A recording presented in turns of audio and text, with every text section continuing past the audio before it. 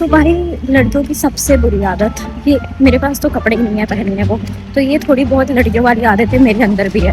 So you know what, मेरे साथ क्या होता है, रोज़ सुबह मैं ऑफिस जाने के आधे घंटे पहले से कपड़े देखना स्टार्ट करती हूँ। क्या पहनूँ, क्या पहनूँ, क्या पहनूँ, आज क्या पहनूँ।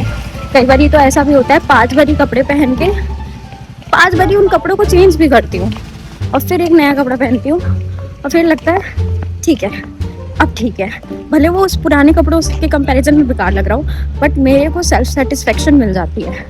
तो ये करते करते मैं अपने आधे घंटे के लिए ऑफिस के लिए वैसे ही लेट हो जाती हूँ। भाई समझ नहीं आता कभी कभी लड़की होना कितना मुश्किल है।